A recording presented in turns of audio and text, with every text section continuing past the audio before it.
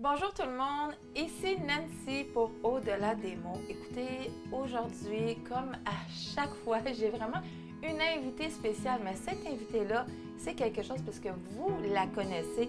Et puis, j'ai plusieurs questions depuis quelques temps. Restez avec moi si vous voulez en savoir plus.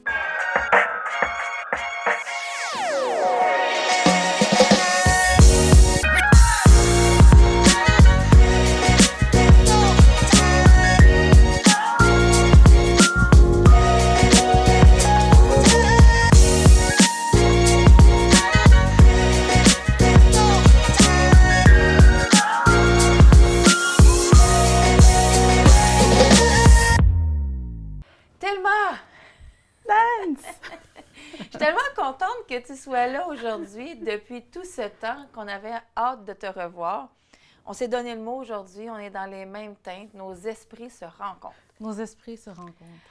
Dans le fond, c'est pas compliqué. Hein? Thelma, ça fait près d'un an, pas tout à fait un an, que tu travaillais dans le fond pour Théovox à temps plein. Et puis, j'ai quasiment le regret de t'avoir envoyé en vacances pour l'été. Parce que Thelma, dans le fond, il faut le dire, tu étais avec Théovox au niveau administratif à temps plein avec nous. Tu as fait, pour commencer, à l'écran avec moi, co-animatrice dans C'est bon, où c'est toi, la plupart du temps, qui faisais à manger, ou des invités, et moi, je me régalais. Exactement. Et puis, par la suite, bien, écoute, on a fait les recaps de chaque fin d'année. Où tu étais là, parce que bien entendu, l'année passée, tu étais là quand on est arrivé à la fin de l'année. Et super belle chose qui s'est passée ensemble, c'est que tu as eu l'idée de faire Trois filles le matin. On a travaillé ensemble le logo féminin, mais c'était à la base ton idée. Et je t'ai dit, Thelma, si tu veux le faire, c'est génial, mais tu l'animes. Et puis, on a pu faire, en fait, pendant l'été, avant de partir en vacances. Et oui, on avait préenregistré. On a fait, dans le fond, plusieurs émissions pour le bonheur de plusieurs femmes qui étaient Trois filles le matin, où c'était des sujets de femmes pour les femmes. Quoique, il y avait peut-être des hommes curieux, mais il n'y a jamais rien de mauvais dans tout ça. Et puis là, on est parti en vacances. Hein? Je fais un court résumé pour vous emmener à l'étape de la raison pour laquelle je voulais t'avoir au-delà des mots aujourd'hui. On t'a laissé partir en vacances. Je dis on t'a laissé parce que, comme je disais tantôt, on a quelques regrets. On t'a laissé partir en vacances, et non pas 2 semaines, mais 3 semaines. Il y avait des heures d'accumuler. On s'est dit, ben why not? Tout le monde, on part en vacances 3 semaines cet été. Et tu n'es jamais revenu, sauf aujourd'hui. Oui. Il y a plusieurs personnes qui me disaient, bien, où Thelma? Qu'est-ce qui se passe avec Thelma? Quand est-ce que Thelma va revenir? On priait pour Thelma, on pensait à Thelma, on messengeait Thelma malgré que tu étais au Portugal à 5 heures, dans le fond, de décalage horaire. Et tout ça parce que, en premier lieu, c'était l'endroit de tes vacances avec la famille.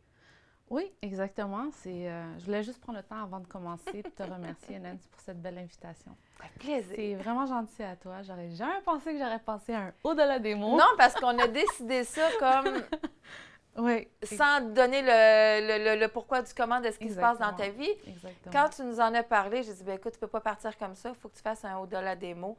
Et puis, voilà. Donc, les vacances au Portugal, endroit merveilleux où toute ta famille est, parce que tu as beaucoup de famille, toi, dans le fond, au Portugal. Oui. Tu parles, je dirais, couramment. Hein? Oui, très bien portugais. Je suis arrivée au Canada, j'avais 2 ans. Donc, ça fait beaucoup d'années que je suis ici. Et puis, mes parents, avec les années, ont pris l'habitude, si je peux dire, de nous amener en vacances au Portugal. Donc, la dernière fois que tu avais été au Portugal était? C'était en 2018.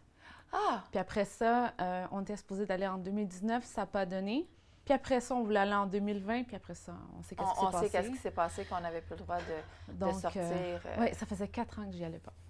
Pour moi, c'est beaucoup, là. Ben oui, non, mais écoute. Pour moi, mais ça passait très vite. Ah ben oui, ça passait j'imagine. très vite. Moi, je voyais tes stories, puis j'étais comme, oh, ça a tellement l'air beau.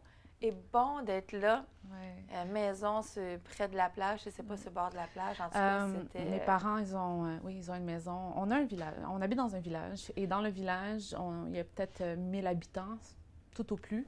OK. Et la famille du côté de mon père et de ma mère habite dans ce village pour la plupart. OK. Donc, là, quand on allait en vacances, c'était tout le temps là qu'on se rassemblait avec tout le monde. Mes parents, après ça, ont construit une maison là-bas. Et nous autres, on habite sur la côte de l'Atlantique, sur la côte de l'Atlantique.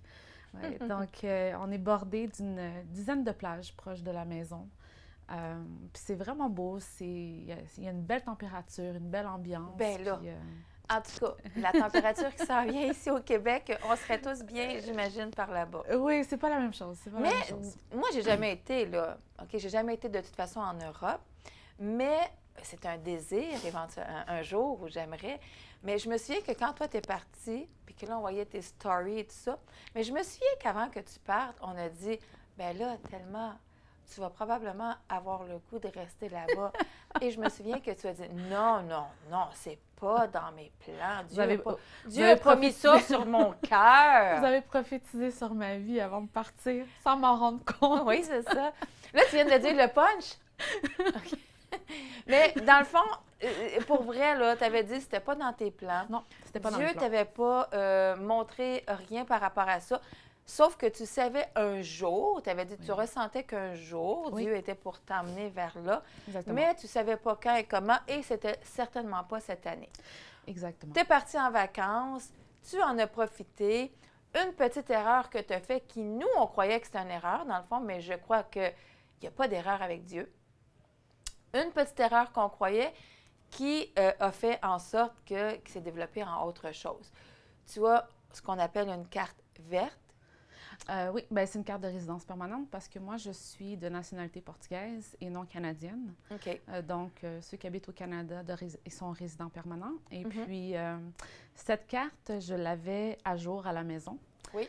Et un mois avant de partir, je me suis rendu compte que je ne trouvais plus cette carte à la maison. Alors, coup de panique, j'ai dit, oh mon Dieu, qu'est-ce que je fais? Donc, j'ai envoyé une nouvelle demande au gouvernement pour qu'il m'en envoie une nouvelle à la maison. Et, Qui n'est pas arrivé. Qui, entre-temps, n'était pas arrivé avant de partir en vacances. Et à ce moment-là, on m'avait informé que je pouvais partir avec mon ancienne carte que j'avais et avec les papiers qui prouvaient comme quoi que j'avais fait la demande au gouvernement.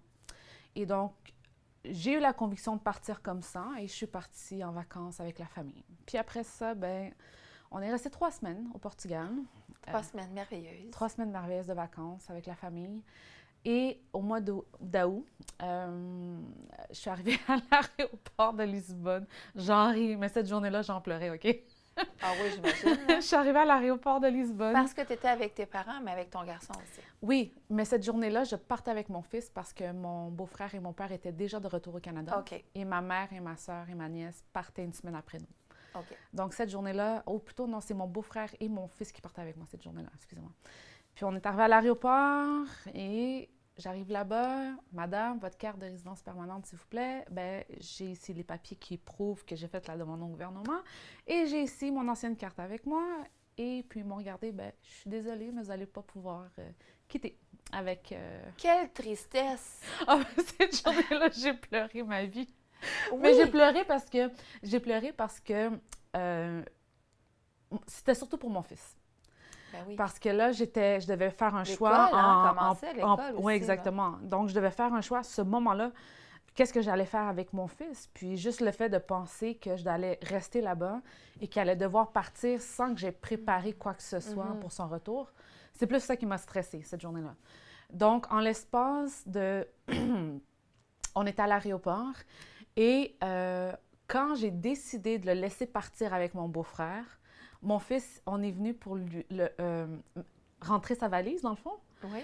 Ça faisait 5 minutes que c'était fermé pour rentrer les valises. Non. Oui. Attends une minute. Donc, l'enregistrement dans l'embarquement, ça faisait 5 minutes que c'était fermé. Donc, quand on est arrivé, il n'y avait plus le droit de faire son enregistrement. Trop tard. Donc là, mon fils a dû rester avec moi.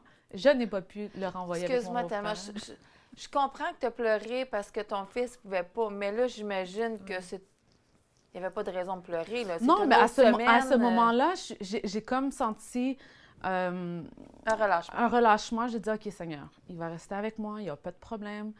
Puis moi, tout le long, j'étais comme, je priais en langue dans l'aéroport, puis je priais dans l'esprit, puis j'étais comme, Seigneur, qu'est-ce que je fais? Aide-moi. La fille, elle est perdue, elle ne sait pas quoi faire. Et là, quand j'ai vu que mon fils ne pouvait pas rentrer, j'ai dit, bon, ben parfait, il va rester avec moi. Puis, il restait avec moi. Et une semaine plus tard, c'est moi qui amenais ma mère, ma nièce et ouais. ma soeur à l'aéroport pour qu'elles quittent. Donc, mon fils et moi, on est restés tout seuls au Portugal avec la famille. Mais ça a été une semaine quand même assez stressante parce que là, je devais prendre le temps de réfléchir pour me dire comme, OK, je n'ai pas ma carte, j'attends qu'elle arrive dans notre courrier au Canada. Je ne sais pas dans combien de temps elle arrive parce qu'une carte comme ça prend en moyenne 3 mois à ce qu'on puisse la recevoir à la maison. Mais pendant ce temps, j'avais ma tante qui m'avait informé qui, elle aussi, avait fait une demande de renouvellement de sa carte au mois de février de cette année. Et on était rendu au mois d'août, elle ne l'avait pas encore reçue. Et là, j'ai paniqué. J'ai dit, OK, là, ça se peut que ça prenne beaucoup plus de temps que je le croyais, que je vais devoir rester ici. Donc, on a continué nos vacances, tranquilles. Pour moi, c'était des vacances prolongées à ce moment-là. Je me suis dit, bon, mais tant qu'à faire, on va rester ici. On va profiter. On va en profiter, passer du temps avec la famille, voir un petit peu plus les alentours. Ce que je trouve génial dans tout ça, tu sais, c'est déjà arrivé à d'autres personnes. Mais on s'entend que les autres personnes à qui c'est arrivé, c'est comme, tu es à l'hôtel. Fait que là, tu as des frais d'hôtel, tu as des frais de restaurant. Tu n'as pas nécessairement des gens que tu connais parce que, bon, exemple comme toi, le reste de la famille était parti. Fait que tu es sur place, les autres sont partis, toi, tu es sur place. Oui. Puis là, tu dis, OK, mais là, toi, le village de la famille, la maison, la plage pas loin. Oui. Mais tu sais, y a-tu un moment donné où ce que le rêve des vacances a changé? Parce que, tu sais, on dit tout le temps, au début, c'est comme une lune de miel. Est-ce que la lune de miel s'est prolongée pour toi? Je crois que c'est au moment où j'ai laissé partir mon fils. Tarson a dû quitter fin septembre pour retourner parce que ça faisait quand même un mois qu'il avait manqué d'école à ce moment-là. Puis, et j'avais essayé de le garder le plus longtemps possible avec moi parce que rendu ici, c'est moi qui s'occupais de tout ce qui avait attrait avec mon fils. Donc, l'idée de le retourner au Canada puis que ma famille doit maintenant s'occuper de mon fils et faire tout. Pour moi, cette idée-là, c'était comme difficile Je pense que c'était le fait de dire que tu n'as pas envie de mettre la responsabilité sur quelqu'un d'autre. Exactement. Donc, c'est pour ça que je l'ai gardé avec moi le plus longtemps que je me suis dit qu'il était possible. Puis après ça, il est retourné fin septembre au Canada. Il est revenu au Canada. Puis, c'est à ce moment-là, quand j'étais en route pour retourner à la maison de l'aéroport, puis que j'étais toute seule dans l'auto, et je retournais toute seule à la maison.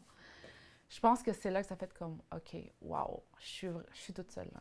Tout le monde est parti, je suis ici. Oui, j'ai de la famille, mais c'est pas pareil. Mais non. Là, je suis toute seule. Et je pense que c'est là que je suis arrivée à la maison, puis j'ai dû m'asseoir un petit peu, réfléchir, prendre le moment de vivre le moment présent, si je peux dire, là, parce que c'était pas évident. Je me souviens aussi que pendant tout ce temps-là, quand même, tu faisais des choses pour Théo Vox. On avait trouvé un moyen d'essayer d'en faire un peu à distance. Un peu de télétravail. Télétravail, quoique la plupart du temps, dans Théo Vox, on doit être sur place. Exactement. Je dis toujours à la blague à Jean-François, si on pouvait faire du télétravail, ça ferait longtemps, je serais à temps plein à la maison pour faire du télétravail. Mais non, c'est ça. Fait qu'on avait quand même réussi, avec des choses administratives, à te faire des choses à la maison, mais de se rendre compte à un moment donné que ça commence à être plus difficile parce qu'il y a quand même un décalage horaire de 5 heures. Et puis, après 2 mois d'absence sur notre côté, c'est sûr que nous, on s'en était parlé. Oui. Parce que là, on disait, bien écoute, il y a des choses qui s'accumulent, qu'on ne peut pas faire. Mais ça, c'était le côté Théo Vox qu'il fallait commencer à penser à te laisser aller. Oui. Même si notre cœur t'a déchiré. Parce que, bon, on est chrétien, on t'aime tellement et tout ça, mais pour nous, c'est comme, c'est un travail, on ne peut pas permettre. Mais pendant ce 2 mois-là, où nous, on était déchirés à l'idée, est-ce qu'on garde quelques heures encore semaine? Est-ce qu'elle va revenir bientôt? Ou, comme ta tante, ça va prendre 6 mois, on ne peut pas se le permettre. Toi, pendant ces 2 mois-là, Tu sais, parce que bon, je sais que ton garçon était là, ton garçon est parti. Je sais qu'on t'a agacé en disant, coudon, as-tu trouvé quelqu'un là-bas finalement? Ou est-ce que finalement tu as décidé de rester là-bas? C'est tellement beau les photos que tu envoies, les Insta que tu postes. Donc, on se dit, il se passe-tu quelque chose qui n'est pas courant? Qu'est-ce que Dieu a commencé à faire dans ton cœur dans ce moment-là? Ben, c'est sûr que j'étais dans un moment assez vulnérable. Quand on frappe un mur et on ne sait pas trop où est-ce qu'on s'en va, qu'est-ce qu'on fait, qu'est-ce qu'on attend. Moi, j'attendais ma carte et elle n'arrivait pas. Donc, j'ai commencé à prendre du temps avec Dieu, tout simplement. J'ai senti le besoin de prendre du temps avec Dieu parce que je sentais qu'il y avait quelque chose qui voulait me montrer au travers de tout ça, au travers de tout ce que je vivais. Et donc, j'ai commencé à jeûner, j'ai commencé à prier, passer des journées à lire la parole, à méditer, à poser des questions, à parler avec lui. Puis, j'étais, Seigneur, j'ai besoin de réponses, il faut que tu me guides, faut que... Donc, ça a été des moments très difficiles de ma part parce que quand on arrive à un point où est-ce qu'on ne sait pas où est-ce qu'on s'en va ou qu'est-ce qui s'en vient vers nous, il y a comme... On commence à paniquer un peu. Mais parce que tu veux être sûre de prendre le bon choix exactement. aussi. Hein? Et c'est le fait aussi que, à ce moment-là, Dieu me rappelait cette vision-là qu'il m'avait donnée il y a comme en 2019, où est-ce que dans un temps de prière, il me montrait qu'elle allait me ramener au Portugal à un moment donné pour des temps où est-ce que le travail devrait être fait là-bas. Et à ce moment-là, dans ma vie, en 2019, j'étais comme, oh, je vais retourner au Portugal un jour, bon, ben c'est correct, tu sais.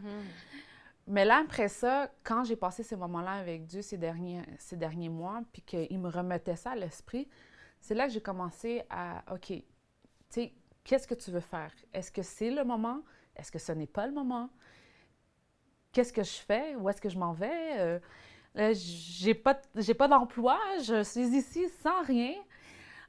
Qu'est-ce que je fais? Puis là, c'est là que, tu sais, des petites choses par-ci, par-là, des petits hints, comme on dit, qui commençaient à apparaître. Puis, à un moment donné... Quand tu dis, juste pour les gens qui écoutent, quand tu dis des petits hints ici et là, est-ce qu'on pourrait résumer ça en disant que tu avais l'impression que Dieu te donnait des petites réponses ici et là que tu pouvais prendre pour toi pour t'aider à avancer avec foi? Oui.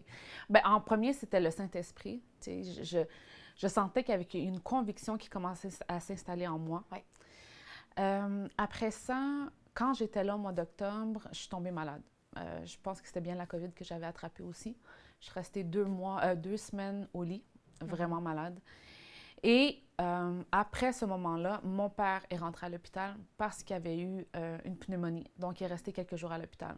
Donc, juste ces 3 semaines-là, au mois d'octobre, ça a été vraiment bouleversant pour moi parce que là, j'étais dans un moment toute seule, là-bas. Et c'est le fait aussi que, étant ici, c'est comme si je sentais que c'était moi qui chapeautais la famille. C'était moi qui protégeais la famille. Tu sais, je priais. En tant que chrétienne. En tant que chrétienne, exactement. Mais là, d'être là-bas, c'est comme si j'ai dû mettre tout entre les mains de Dieu. Puis de dire, Seigneur... Tu n'avais pas personne à t'occuper sauf toi, là. Sauf moi.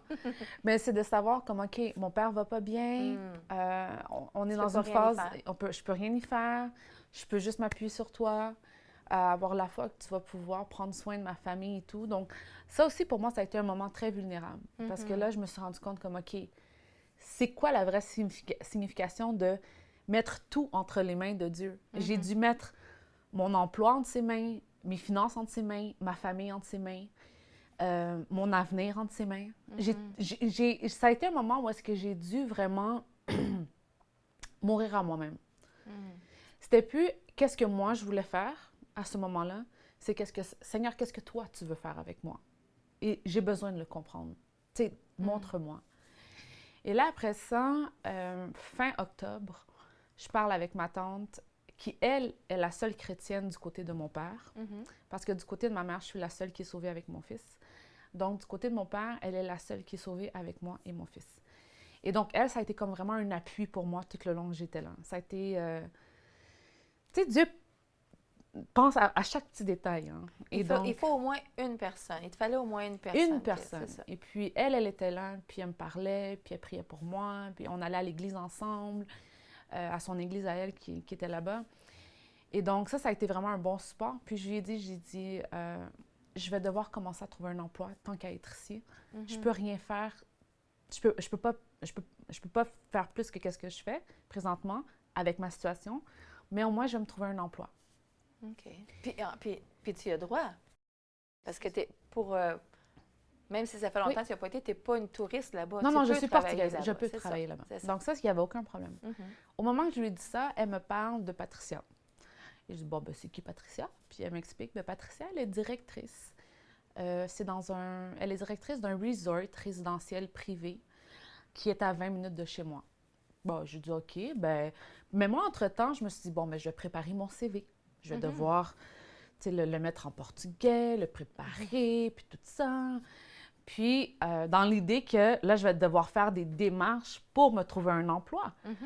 Et au Portugal, c'est pas que c'était pas facile, mais c'est juste c'est le contexte dans lequel le pays est présentement, où est-ce que, au niveau du tourisme, il y a beaucoup de possibilités.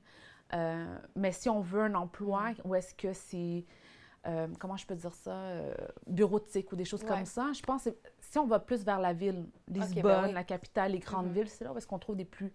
Et moi, je suis quand même à 45 minutes de Lisbonne, c'est pas évident. Donc là, elle me parle de cette jeune femme-là, et elle la contacte, et après ça, la jeune femme lui dit, écoute, elle s'appelle Fatima. Écoute, Fatima, je serais vraiment intéressée à rencontrer ta nièce. On a besoin d'une assistante administrative présentement ici. OK. Donc, tout de suite, elle m'appelle, elle m'informe qu'ils ont besoin d'une assistante administrative. Et là, je la contacte, je parle un peu avec elle, et après ça, on cédule une entrevue. OK. Tellement, moi, là, finalement, pour le dire aux gens, tu as l'emploi. Oui. Mais ça ne veut pas dire encore tu restes. Ça fait juste dire, j'ai quelque chose en attendant que je revienne. Exactement. Mais là, dans ton histoire, moi, j'ai besoin que tu arrives à me dire, qu'est-ce qui te fait dire, je reste, même lorsque je vais recevoir ma carte? Eh bien, dans le fond, ça a été, lorsque j'ai fait la première entrevue, à la fin de la première entrevue, on me dit, d'accord, on te cédule pour une deuxième entrevue avec le responsable, le directeur et tout ça. Et donc, cette entrevue-là était supposée être une semaine plus tard. Au moment que je fais l'entrevue, la journée d'après, ma mère m'appelle pour me dire, Thelma, ta carte est arrivée. OK. La journée d'après. Donc là, je suis restée comme, wow, OK, qu'est-ce qui se passe maintenant? Et là, j'ai dit, OK, Seigneur, il faut que tu me parles, il faut que j'essaie de comprendre.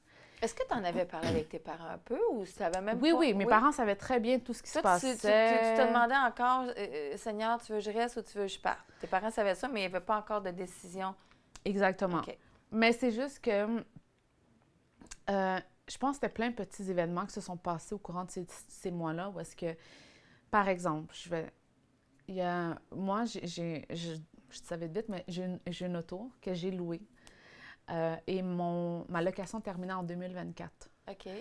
Et moi, j'avais fait une location dans ce temps-là de 5 ans, 100 000 km, et j'étais rendue à 92 000 km sur mon auto. Okay. Donc, je savais que la journée que j'allais retourner cette auto-là, il allait avoir des beaux frais.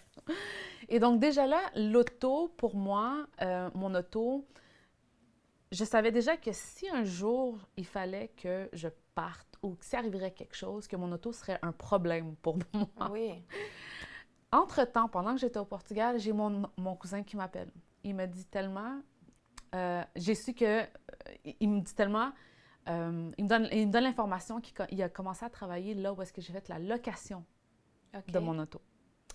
Tout ça pour me dire que finalement, le concessionnaire rachetait les locations des propriétaires d'auto.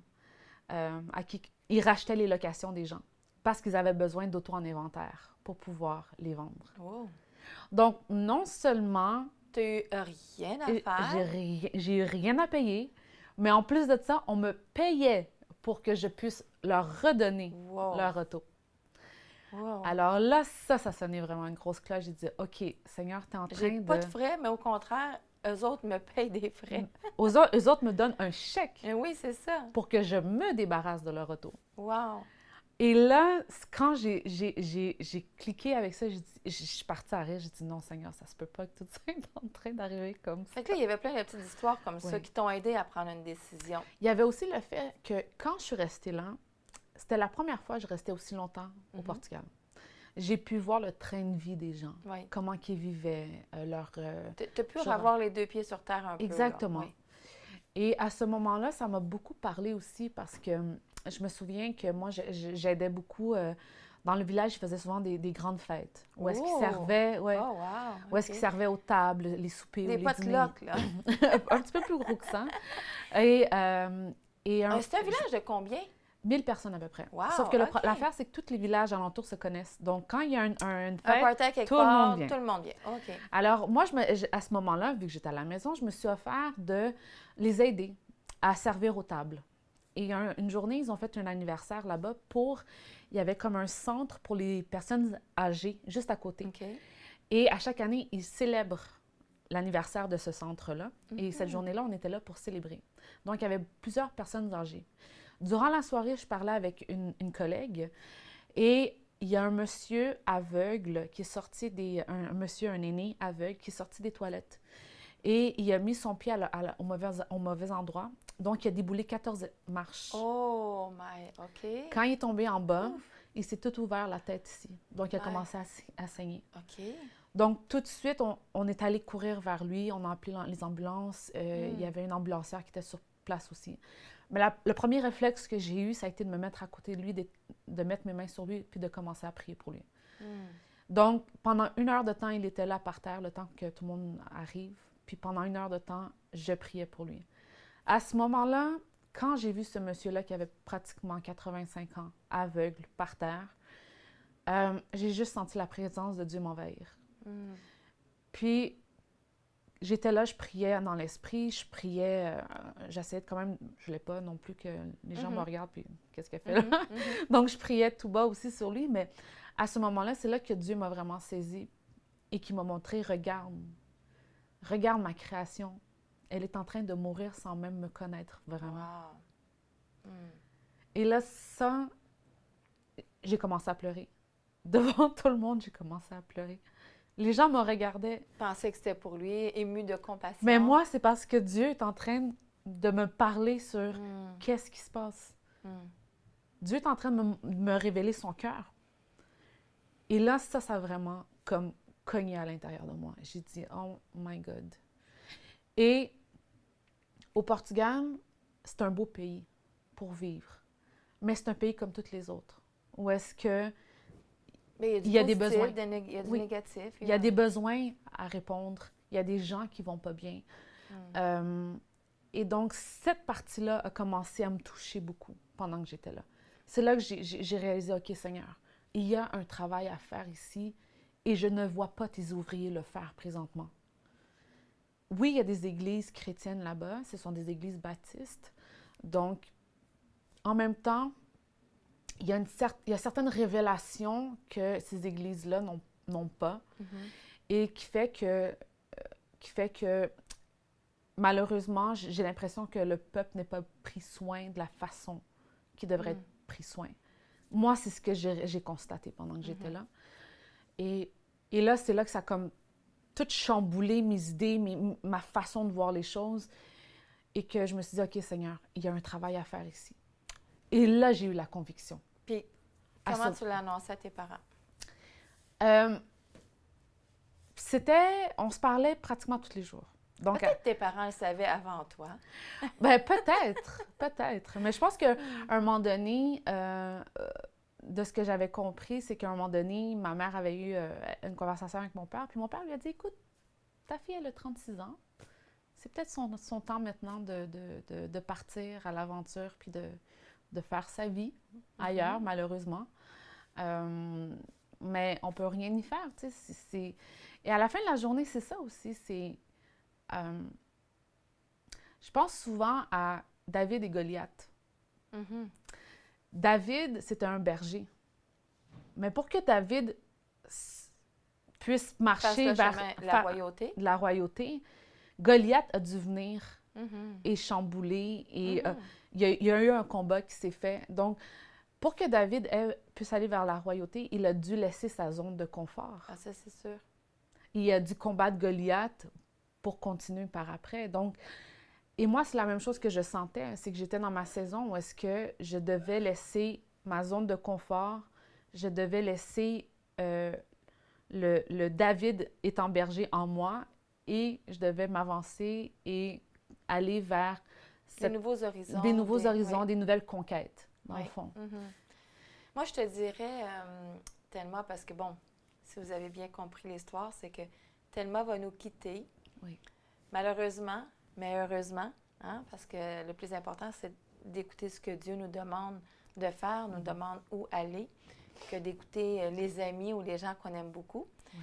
Parce que je suis persuadée que tu vas en retrouver par là-bas. Pour terminer, parce que le temps file, Oui. mais ce qui est super important aujourd'hui aussi, c'est de savoir maintenant, là, en ce moment, là, parce que là, tu es encore chez Théovox, dans le sens que c'est comme pour bientôt, c'est dans quelques jours que tu vas quitter pour t'en aller au Portugal. Tu vas revenir pendant un certain temps, aux 6 mois.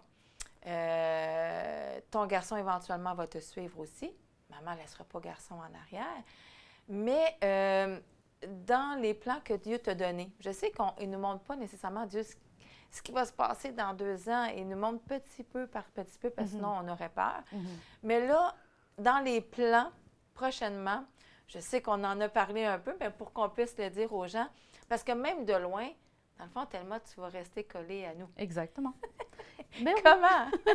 ben, dans le fond, ce que Dieu m'a mis à cœur de faire, rendu là-bas, ça serait de commencer à ouvrir des églises maisons. Ouais!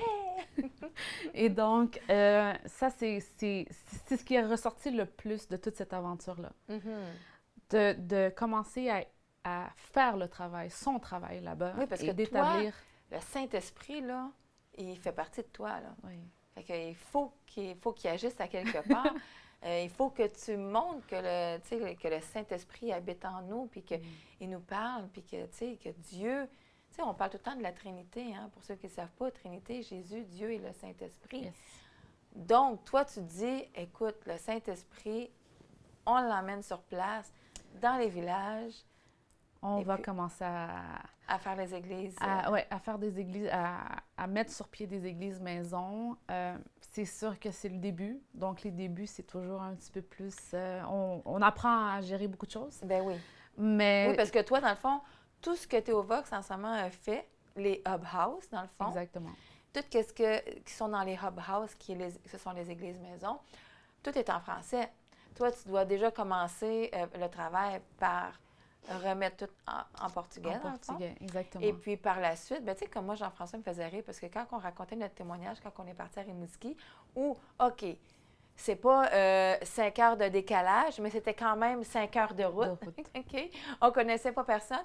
Puis ce que les gens, on leur disait, ben, c'est que quand on a commencé l'église, on l'a commencé à la maison. Fait qu'on était 6.